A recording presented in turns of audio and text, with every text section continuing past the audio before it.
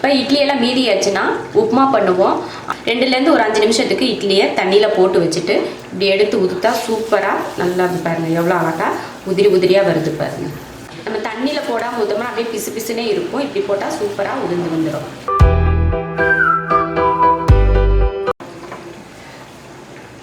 இப்போ நம்ம வீட்டில் லெமன் எல்லாம் வாங்கியிருப்போம். அந்த லெமனை வந்து ஒரு வாரம் ஆயிருந்துச்சுன்னா இந்த மாதிரி நல்லா காஞ்சு போய் இருக்கும்.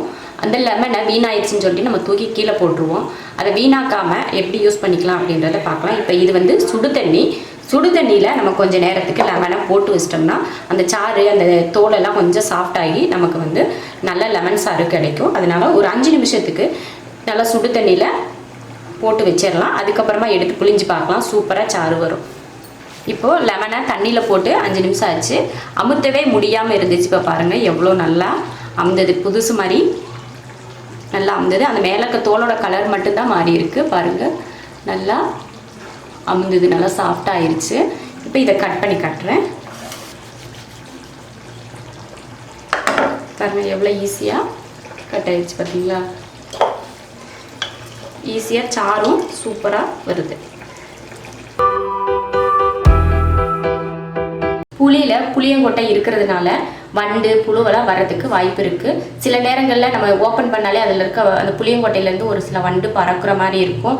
அப்புறமா புழு அந்த கொட்டைக்குள்ளே புழுவெல்லாம் இருக்கும். அதெல்லாம் வராமல் இருக்கிறதுக்காக புளி வாங்கி டப்பாவில் போடுறப்போ கல்லுப்பு இருக்கு இல்லையா, கல்லுப்பு எடுத்து உள்ளே போட்டு விட்டுருங்க. போட்டு ஒரு குலுக்கி இப்படி குலுக்கிட்டிங்கன்னா உள்ளேலாம் இறங்கிரும். இப்போ இதை எடுத்து மூடி வச்சுக்கலாம். 6 மாதம் ஆனாலும் புளியில் எந்த வித வண்டோ புழுவோ எதுவும் வராது.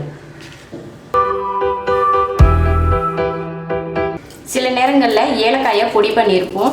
ஏலக்காய் இந்த மாதிரி தட்டி இந்த மாதிரி தோல் வந்து தனியாக வந்திருக்கும். அதை தூக்கி கீழே போடாமல் யூஸ் பண்ணுற டீ தூளுக்குள்ளே போட்டு வச்சுக்கலாம். போட்டு வச்சுட்டா நல்லா டீ போடுறப்ப நல்லா மணமாக இருக்கும். அதனால அந்த ஏலக்காயோட தோலை வீணாக்காமல் இது போல் டீ தூளுக்குள்ளே போட்டு வச்சுக்கோங்க. டீ தூள் வந்து நம்ம டீ போடுறப்போ நல்லா மணமாக இருக்கும். டீ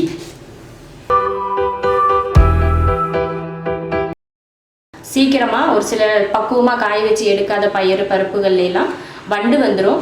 அதனால அது வராமல் இருக்கிறதுக்காக 2 வரமிளகாய் போட்டு வச்சிட்டோம்னா இந்த மாதிரி வண்டு எதுவும் வராது. இது பயிறு பருப்புக்காக மட்டும் இல்லை, இது அரிசிக்கும் இது போல் போடலாம். அரிசிலையும் வரமிளகாய் இல்லைன்னா வேப்ப இலை இருக்கு இல்லையா, வேப்ப இலையை அந்த இதில் ஒரு துணியில் கட்டி அரிசிக்குள்ளே போட்டு வச்சிட்டோம்னா அரிசிலையும் வண்டோ புழுவோ வராது. அதே போல் நம்ம பயிறு பருப்புலையும் செய்யலாம். வேப்ப இலை இருந்ததுன்னா அதையும் ஒரு காட்டன் துணியில் கட்டி அதுக்குள்ளே போட்டு வச்சுட்டா என்றைக்குமே வண்டோ புழுவோ எதுவுமே அரிசி பருப்பில் வராது.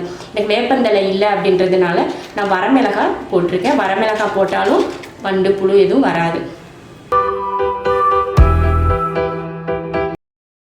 சர்க்கரையில் எறும்பு வராமல் இருக்கிறதுக்காக 2-3 கிராம்பை அதில் போட்டு வச்சிடலாம். நல்லா மணமாக இருக்கும். கிராம்பும் போடலாம், ஏலக்காய் போட்டு வைக்கலாம். இதெல்லாம் போட்டு வச்சோம்னா மணமாகவும் இருக்கும், எறும்பும் வராது.